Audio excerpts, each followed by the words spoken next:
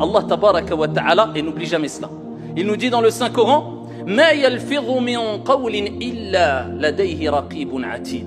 Il ne prononce aucune parole. L'être humain ne prononce aucune parole sans qu'il y ait un gardien, un ange prêt à l'inscrire. Il est aux aguets, et ton Seigneur est aux aguets. Inna rabbaka labil mirsad. Sans qu'il y ait un gardien prêt à l'inscrire, toute parole que tu sors, eh bien il y a des anges, il y a un gardien qui est là, et qui attend, et qui surveille, et qui est prêt à l'inscrire. Et au jour de la résurrection, eh bien on dévoilera les feuillets, on déroulera les feuillets, et voilà que tu devras rendre des comptes sur ton livre, tout ce que tu as dit et ce que tu as fait. Iqra kitabak. Voilà ce qui te sera dit. Lis ton livre. Et des gens seront paniqués et se souviendront des méfaits de leur langue, mais ça sera trop tard. Yawma la yanfa'u malun wala banun illa man ata Allah biqalbin salim. Le jour où ni les biens et ni les enfants ne profiteront en rien, si ce n'est celui qui rencontre son Seigneur avec un cœur saint, pur. Il aura purifié son cœur.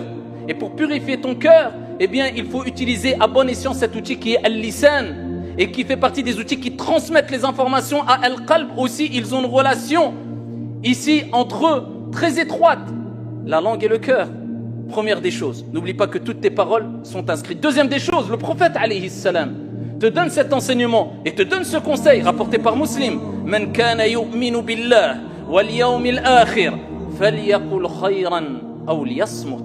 Que celui qui croit en Dieu, le prophète alayhi salam lit ce sujet-là avec al-aqida, avec la croyance, le dogme, ce n'est pas rien. Que celui qui croit en Dieu et au jour de la résurrection, qu'il dise du bien ou qu'il se taise. Alors il n'est pas question de s'abstenir de parler. Dieu dit dans le Coran, Qul huwa Allahu ahad, Qul a'udhu bi rabbil falaq, Qul a'udhu bi rabbin nas, Qul ya ayyuhal kafirun ila akhirih. Dieu nous exhorte et nous enseigne et nous apprend et nous informe qu'il est bon de parler. Mais de quelle manière? Dans tous les versets ou les débuts de versets que je vous ai cités précédemment, Dieu dit, il est Dieu l'unique. Qul a'udhu bi rabbil falaq, je cherche refuge auprès d'Allah, etc. Mais Allah Jalla wa Ala nous rappelle dans un autre verset coranique comment on doit s'exprimer. Qul, c'est une chose, mais de quelle manière? Wa qulu linnasi husna. Et dites aux gens des bonnes paroles. Ya ayyuhalladhina amanu taqullah. Dieu dit dans le Coran, ô vous qui avez cru, craignez Dieu. Wa qulu qawlan sadida. Et dites des paroles droites, justes. Comme ça doit réagir le musulman. C'est ainsi que doit réagir le croyant. Il sait qu'il faut parler, s'exprimer, mais avec droiture, pour dire du bien.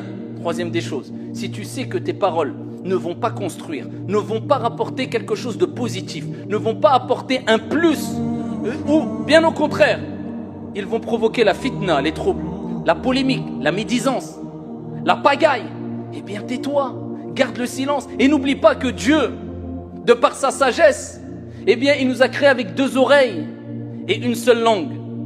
Pour nous rappeler qu'il est beaucoup plus important d'écouter que de parler. Et tu dois plus écouter que parler.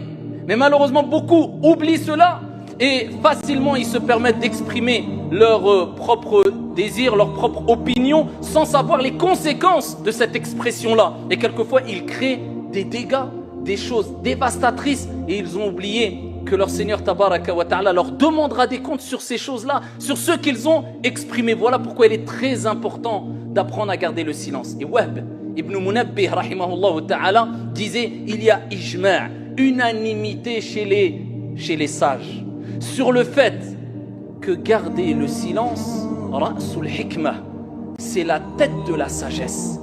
Et le prophète alayhi salatu wassalam, dans le hadith rapporté par At-Tirmidhi, dit, celui qui aura gardé le silence, naja, sera sauvé, sera préservé. Donc apprenez à vous exprimer quand vraiment il y a un intérêt et surtout sur les questions religieuses et à se taire quand il n'y a pas d'intérêt vraiment positif.